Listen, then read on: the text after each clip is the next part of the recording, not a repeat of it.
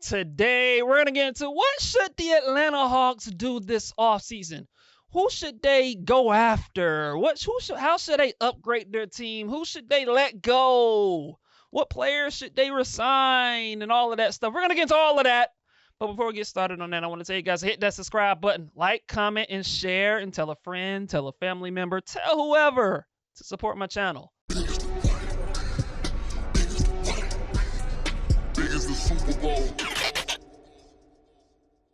The Atlanta Hawks offseason is officially here, with them being eliminated from the New York Knicks in the first round. It was a bad, horrific performance in that game 6. We're all still hurting over it. But hey, I mean, it is what it is, man. The Knicks were the better team and the Hawks are going home. And with that, the offseason is here.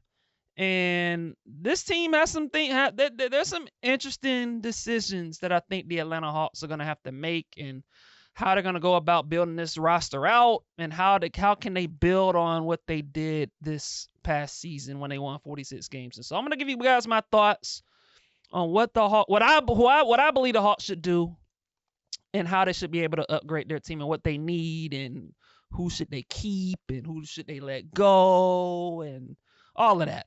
And so with that out of the way, when I look at the Hawks, man, I think, to me, if there's one glaring need on this team, a need that kind of stands out to me as far as what they should prioritize on this roster, is the number one need for the Hawks is they gotta get a primary shot creator, a guy that you can just give the ball to, and that guy can make a play. That guy can get you a bucket, make a tough shot, make a big play when you need them to, specifically in the half court. The Hawks don't have that guy on their roster right now. They don't have that perimeter shot creator, bucket getter, alpha dog type of player. They don't have that on this team. Like, with all due respect to Jalen Johnson, he ain't that guy as of yet. He might become that in the future, but they don't have that guy. And to me, even if Jalen Johnson eventually becomes that guy, they need a guy that you can give the ball to and say, "Give me a bucket."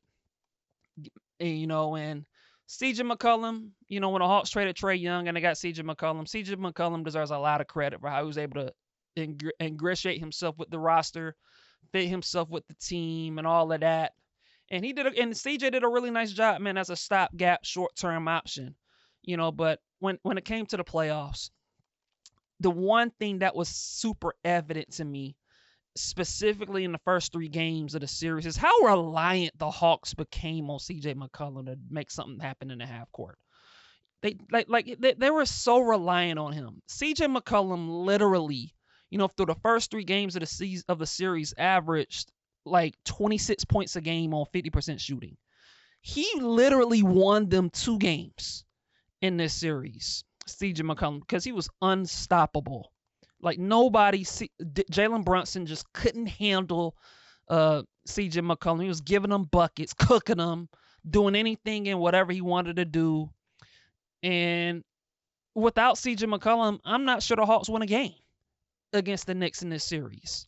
And to me, like, that kind of shows you that the lack of shot creation, and just a guy that can get you a bucket in an ISO, or someone that can run a little pick and roll and make a mid-range shot, or a pull-up 3, or make a passing read.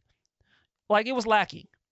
And once the Knicks was able to put take away CJ McCollum and put Josh Hart on him and shut his water off, the Hawks had no chance on the offensive end of the court against the New York Knicks in the playoffs. And so they got to get that.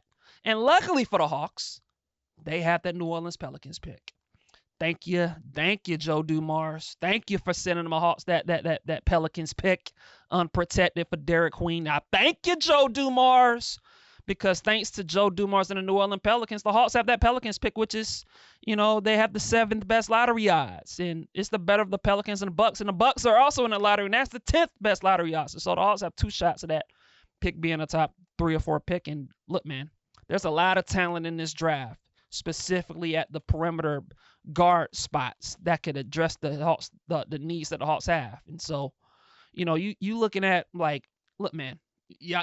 For those of y'all that's been listening to this episode, to my YouTube channel, y'all know my feelings are well and clear when it comes to AJ DeBanza. And like, if the Hawks get that, if that pick ends up being number 1, oh man, we sitting pretty, baby. We sitting pretty. And the Hawks gonna take AJ DeBanza number 1. You pair him with Jalen Johnson, and we cooking with grease, baby. But there's also Darren Peterson, who also fitting pretty well with this team, provided his health stuff checks out. And so you got Darren Peterson, you got AJ DeBanza. If that pick ends up even staying at 7 or 8, which is where it's projected to be, then you could be looking at Kingston Fleming. You could be looking at Mikael Brown. You could be looking at Darius Acuff, Keaton Wagler, Braden Burries. So there's a lot of talented guards, specifically in that top 8-9 range, where the Hawks are projected to be picking. So the Hawks, to me, are in a pretty good spot. Regardless of where that pick ends, assuming it's in the top 8-9. But look, man, I mean, it would be lovely for that pick to be a top 2 pick, and the Hawks looking at AJ DeBanza or Darren Peterson. I mean, Lord have mercy. Imagine AJ DeBanza or Darren Peterson on the Atlanta Hawks with what we have right now with Jalen Johnson and Dyson Daniels and Nikhil and Kuminga and all of these guys. Like, man, we would be cooking. But make no mistake, man, the Atlanta Hawks, the biggest primary need for this team right now, man, you got to get a primary shot creator. You got to get somebody that can create their own shot in the half court, that can get a bucket, that can also make a little bit as well, make plays for others. Like the Hawks, they need a primary scoring playmaking option. And ideally, you find that guy in this draft with that Pelicans pick, because there's going to be plenty of options available for the Hawks with where they're going to be slating to be picking. And so, number 1 need for this team, got to get a primary scoring option. Which brings me to number 2 for what I think the Atlanta Hawks need. We got to get some size in the front court. Got to get a center, at least a backup center. I love Onyeka Okongwu. I think Onyeka's a really good player. I think in some ways, I think the Atlanta Hawks fans have underrated what he provides. When you look at his improved 3-point shooting, his floor spacing, his passing, his ability to switch out on the perimeter and guard, like I like Onyeka Okongwu. I like him. The guy averaged 16 points a game over the course of the season. His 3-point shooting was greatly improved. He shot 38% from 3 on 5 attempts. And so I love Onyeka Okongwu. But he can't be your only big man. We got to get some girth and size in the front court. I don't think the Hawks should trade Onyeka Okongwu. I think the Hawks should keep him. But you gotta get someone that can complement him. Gotta get some size. Doesn't have to be a 7-footer, but it has to be somebody that can be a physical presence, who can bang down low, get some rebounds, block some shots, be a physical presence in the paint on both ends of the court. The Hawks have to find that guy. Ideally for me, if I had my wish for the Hawks would be to take a perimeter player with that Pelicans pick, and then you use that Cleveland pick and you trade and you include an asset or two and you trade up all the way up into the teens and you get that man Andy Mara from Michigan with the Cleveland pick via trade up. That'll be that's my best case scenario, because I like Andy Mara. I like him. I'm impressed with what I saw out of him out of Michigan. He's a skilled big, can rebound, block shots, pass. Can finish around the hoop. I like him. I like him a lot. I don't know if I like him enough to take him, with a top 8 pick, but I like him, and that'll be ideal. But even if they don't, man, even if my dreams don't come to fruition and they don't trade that Cleveland pick that they also have to get a guy like Andy Mara, you could probably go after a veteran. There's Daniel Gafford. I know the Hawks were interested in him at the trade deadline. Maybe you get Sharp from the Brooklyn Nets. Nick Claxton. Those are just guys that come to mind for me. You got Isaiah Hartenstein. I don't know if the OKC's going to let him go.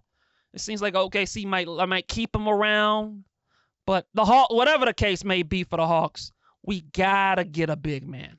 Ideally, a backup physical presence to spell Onyeka Okongwu, because our lack of size was a problem, in this season, and it was a problem in this Knicks series. We gotta get some size. Gotta get some physicality. It's just the nature of the beast, man. We got to get some size badly. You look at the playoff series, man. If Onyeka wasn't on the court, you're depending on Tony Bradley and Mo Gay. It's not good. Like, that's not enough, man. It's not enough.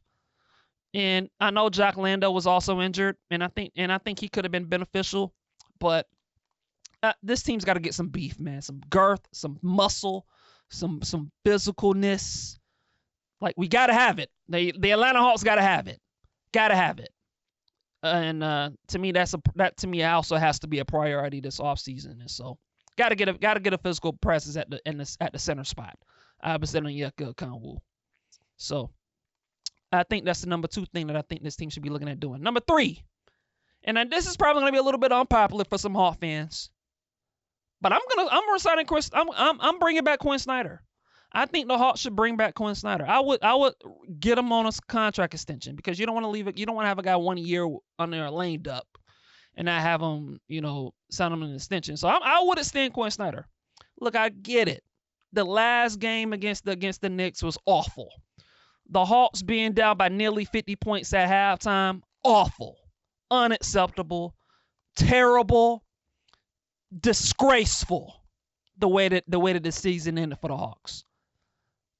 And really, the last 3 games were not that good.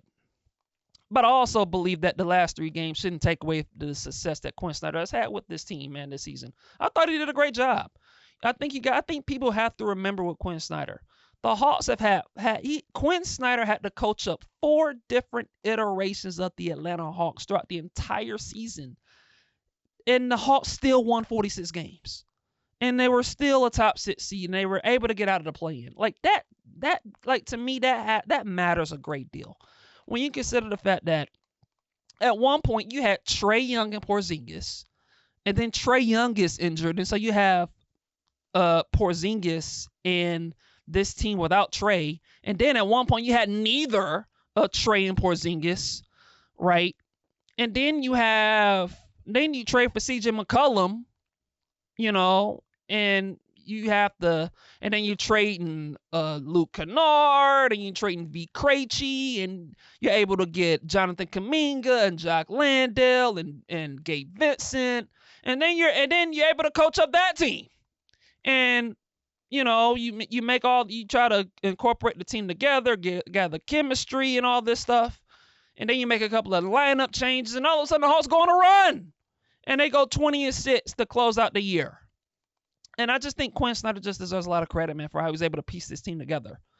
Because when the Hawks made these moves to move on from Trae Young, like, I don't think anyone expected this team to go on this little win stretch that they went on and get out the play-in. Like, no one expected that.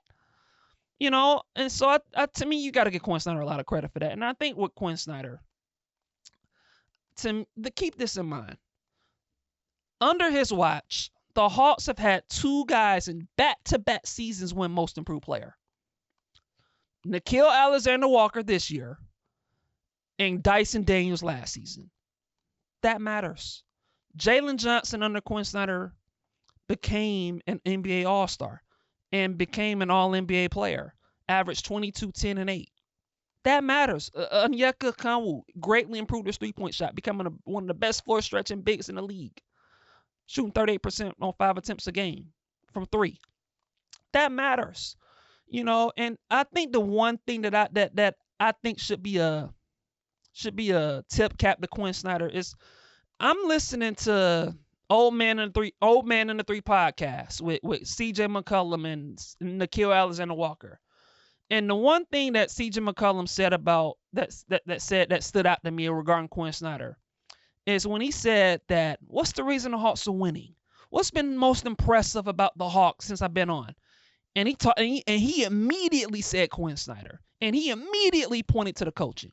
And he talked about how this team is so prepared in film sessions, and that he's never been in a film session this detailed since he was in college.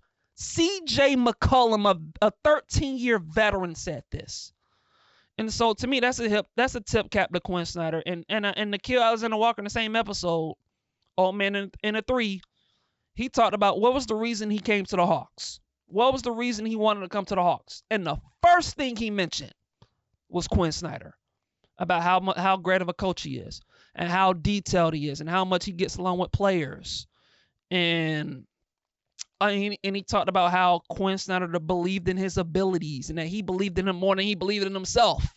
And Nickeil Alexander-Walker went out and averaged 20 points a game and won Most Improved Player.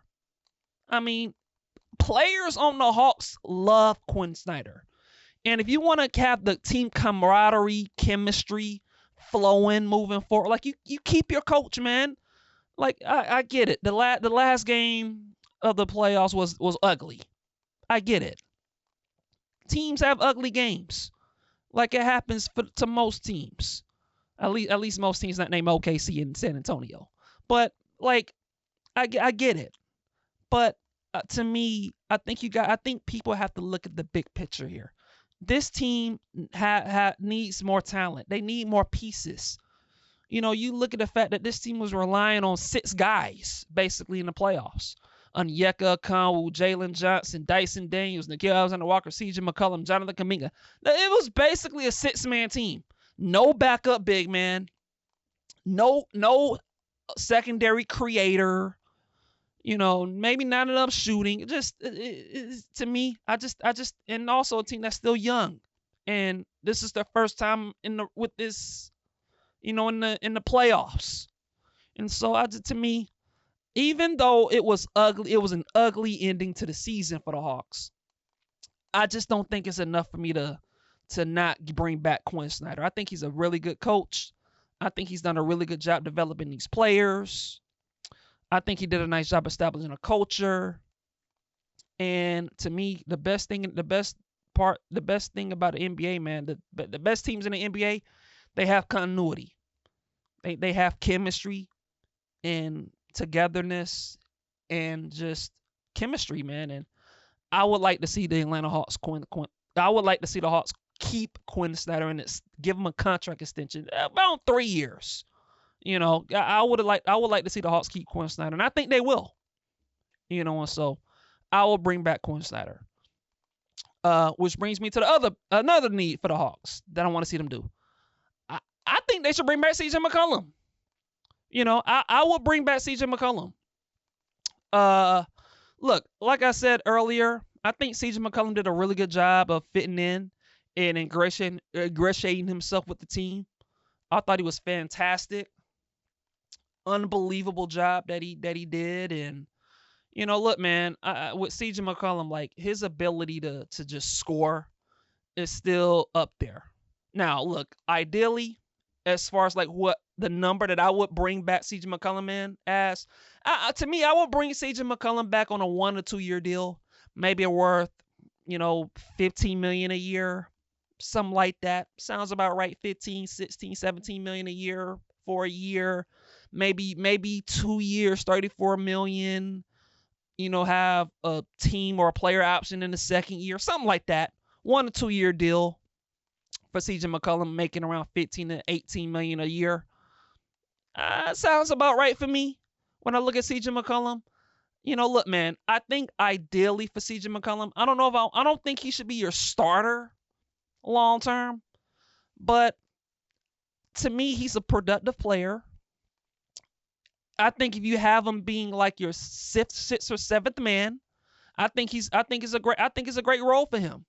And I think the one thing with CJ McCollum is I think he's starting to understand his place in the league. Like, I don't think CJ McCollum is one of these guys that looks at himself and just think, man, I want to play 30 minutes a game. I want to get my shots up.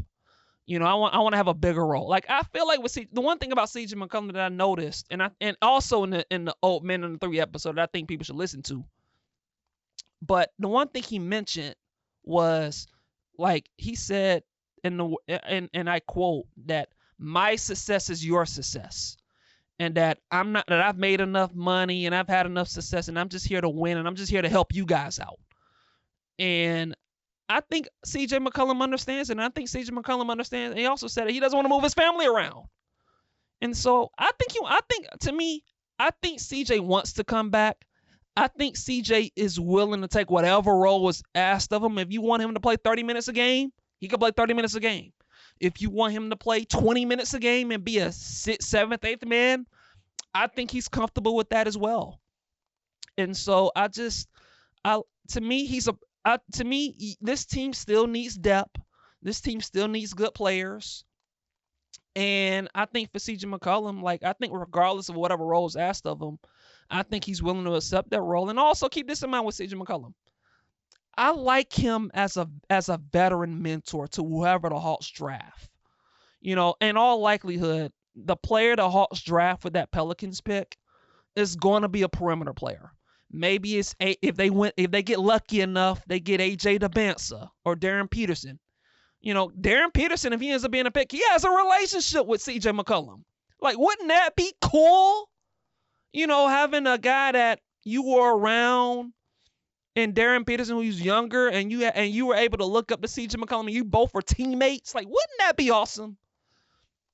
And so CJ McCollum could be a mentor to a guy like Darren Peterson or AJ DeBansa. Or if the Hawks end up being at 7 and 8, and the Hawks take, Kingston Fleming or Mikael Brown or Darius Acuff or Keaton Wagler or Braden Burns, one of these young guards, CJ McCollum could be a nice mentor to them. And so I think CJ McCollum, ideally on a short-term 1 to 2 year deal extension, I think it makes a lot of sense for the Hawks to bring him back. And I think for him to I think he could fit in, not just as a productive veteran, but he gives you depth on the team, a guy that you can rely on in your rotation, and also as a guy that can be a mentor to whoever the Hawks draft. And look, man, culture matters. And I think CJ McCollum did a nice job of setting the culture for this team when he came back, man. It's not a coincidence the Hawks, when he was inserted in the starting lineup in place of Zachary Richelet, it's not a coincidence the Hawks were starting to win some games. I thought CJ made a really nice impact for the team, man. I would like to see the Hawks keep him at least for another year or two. So, which brings me to the other need that I think the Hawks need. Jonathan Kuminga. I also want to see the Hawks bring back Jonathan Kuminga. I want to. To me, that's another guy. I like what Jonathan Kuminga brought to the team. At the time when the Hawks traded Porzingis and for Kuminga, I'll be honest, I wasn't too sure about Jonathan Kuminga and how it all worked out. But based off of what I've seen the last 2 months, even if I don't think Jonathan Kuminga is a perfect player, I like what he brought, man. I like what Jonathan Kuminga brought. I do, man. The athleticism. He's an elite athlete. He plays hard. He plays with energy. He plays with physicality. He's a great transition player. He plays with force, getting to the basket. I like what I saw out of Jonathan Kuminga, man. And look, there are things he's gonna have to work on. He's got to improve his jump shot, his 3-point shooting. He's got to improve on it because the Knicks did a pretty nice job of playing off of him, of daring him to shoot threes. And so he's going to have to improve his 3-point shot. And he's also going to have to improve his decision-making. Some of his decision-making can get a little haywire at times. But even despite that, I like what Jonathan Kuminga brought to the Hawks, man. I love his energy. I love his competitive spirit. He plays hard. He plays tough. Look, he's 23 years old, and so there's still a lot of growth potential in him. Still he could get better. He can improve. So I would bring back Jonathan Kuminga. Now, obviously he has a team option. There's a lot of avenues that the Hawks could go with Jonathan Kuminga. He has a team option. And so you could pick up the team option, you could decline it and let him go, or you could decline it and resign him at a lower number. And I think for me, I would just decline the team option. I would resign Jonathan Kuminga at a lower number. He's making $25 million. That's a bit much for me when I look at his contract. Like $25 million, 25, 26 million. I don't think he's worth that much. But if I can get Jonathan Kuminga at around 18, 19, 20 million, somewhere in the, late teens, early 20s, or maybe at the $20 million mark, like I think that works. 3 years, $54 million. 3 years, $55 to $60 million, somewhere in that $18 to $20 million ballpark for three more seasons. 3 years, $60 million, 3 years, $55 million, something like that. I feel like would be an acceptable price point to bring Kuminga back for. And so I want the Hawks to bring back Kuminga, man. Jonathan Kuminga. I like what I saw out of him. I like what he brought to the team, and I think there's still upside with Kuminga, whether he starts or whether he comes off the bench. And like I said, man, I think this team needs depth. This team needs talent, and I think Jonathan Kuminga is a talented dude, man. And I would like to see him back on the Hawks.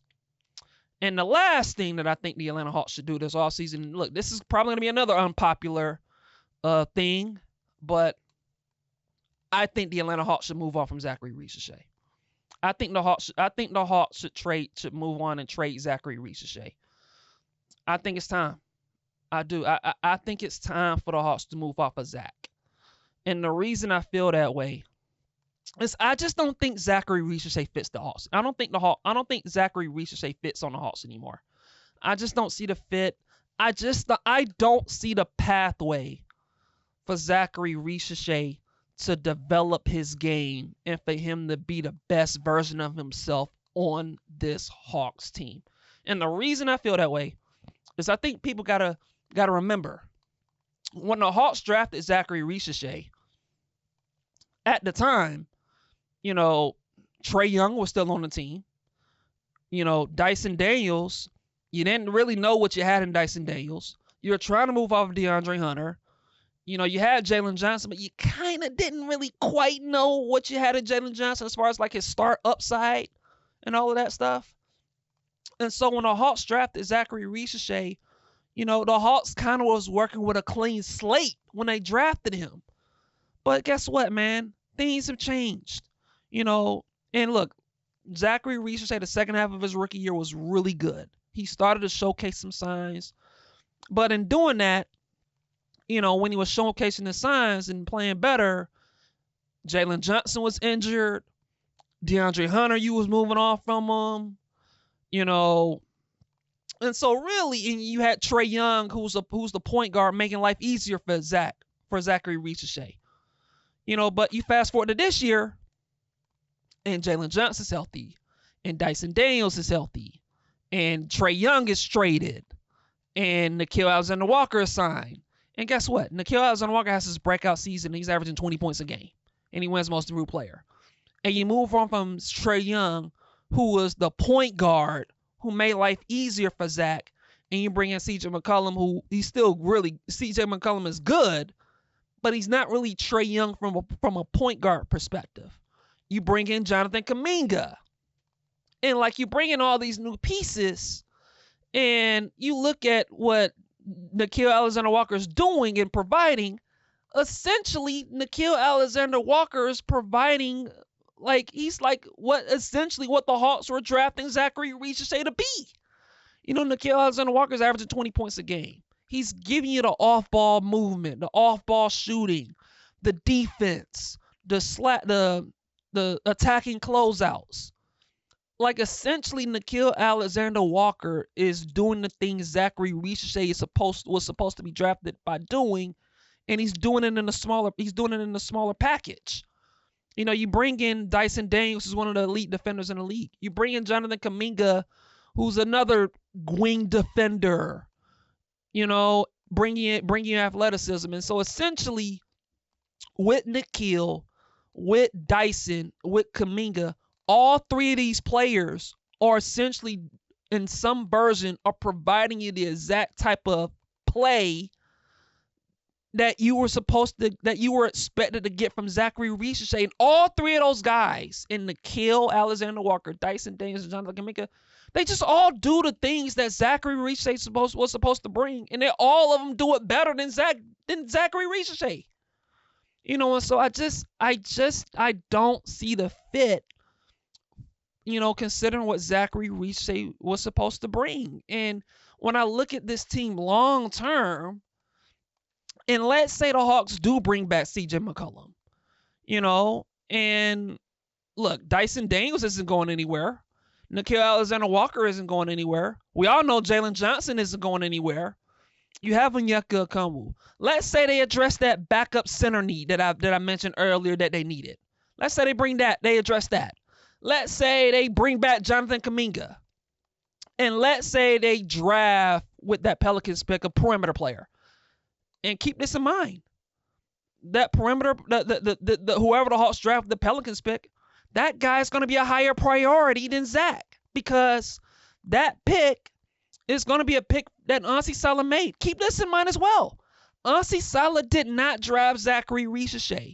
And so, assuming the Hawks address the needs that I think that they should address, and they use that Pelicans pick, there's going to be at least 8 guys that's going to be ahead of Zachary Richer as far as in the pecking order of the team, being a higher priority.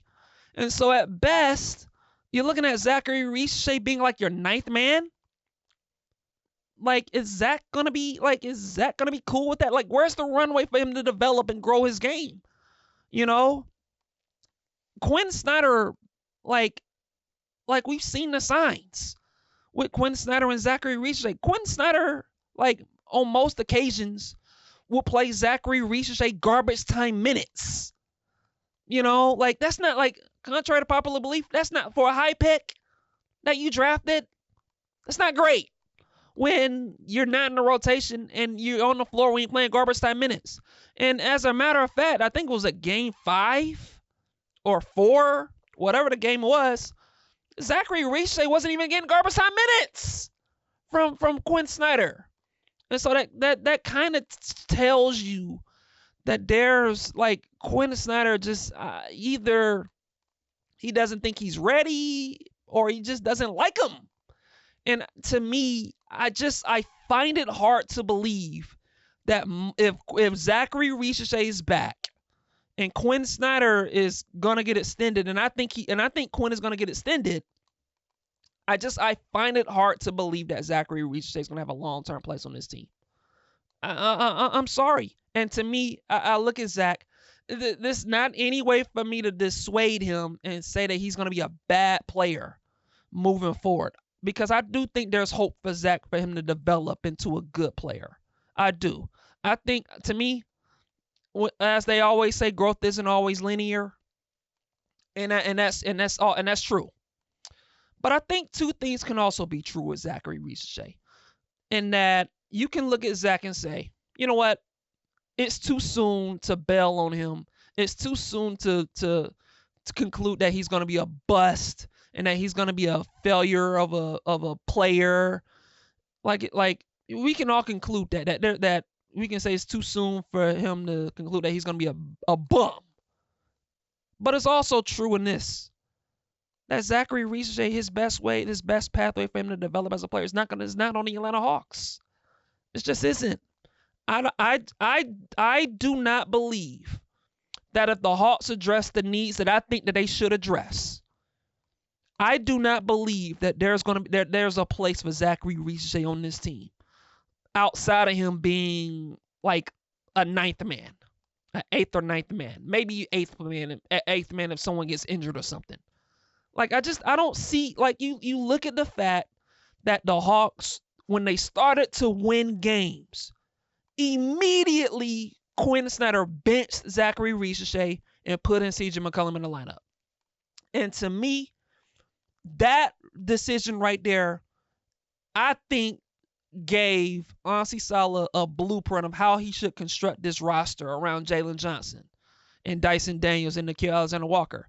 And as you don't need a Zachary Richer type of player next to Jalen Johnson and Dyson Daniels and Nickeil. You need a bona fide shot creator and a guy that can get you a bucket and make plays. And a playmaker. That's what you need next to Jalen Johnson and Dyson and Nikhil and these guys. And you don't need Zachary Ricochet. And so like I said, it's not a knock on Zach. I'm not saying that this dude is gonna be a bum or that he's gonna be a bad basketball player for the rest of his career. I'm not saying that. My point with Zach is I just don't think it's gonna work out for the Hawks. To me, the Atlanta Hawks are the wrong team for him. Zachary Ricochet needs to be on a rebuilding team, a team that will allow him to get a runway for him to develop and play a lot of minutes and make mistakes. He needs to be on a team like the Brooklyn Nets or the Sacramento Kings or the Memphis Grizzlies or the Chicago Bulls, or the Milwaukee Bucks if they end up moving Giannis and they want to rebuild or something. Zachary Ricochet needs to be on those type of teams. I don't think the Atlanta Hawks are the right team for him. I just don't. And if I want to add another honorable mention, I think the Hawks need to move on from Corey Kispert as well. Corey Kispert is not good. He's not a good basketball player. And unlike Zach, Corey Kispert has had ample time for him to prove himself as a player, and he's just not good. He's not a good player. And to me, he's a horrible defender. And now, unfortunately for the Hawks, you might be stuck with Corey Kispert because I don't know what team will really want him. You might have to attach an asset or a pick to move off of him, and so you might be stuck with him. But it would be nice if the Hawks could move on from him as well. And so, in conclusion, when it comes to the Hawks, man, and look, it was a good year for this team. It was a nice, productive year for this team.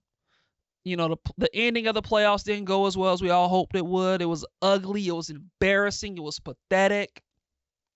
But, look, man, when I look at the Hawks and I look at what their priorities I think should be this offseason, I would start with, number one, finding a shot creator, a guy that can create his own shot and make plays and get a bucket, and play make a little bit. Just a primary scoring option.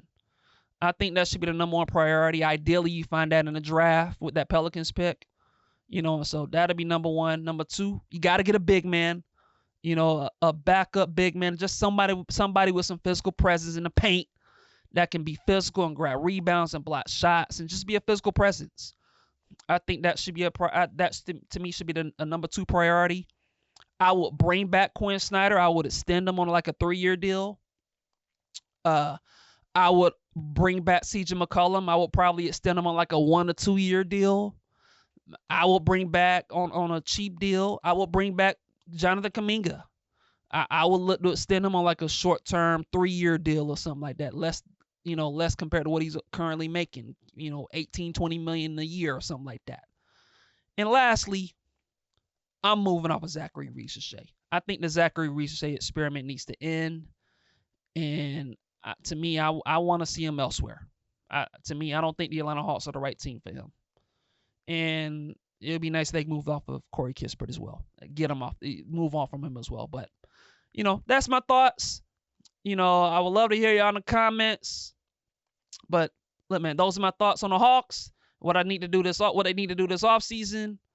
And we'll see what happens. It's going to be a big offseason ahead for the Hawks moving forward. And, hey, man, that's all I have. And I'll be back later. Talk soon. Peace.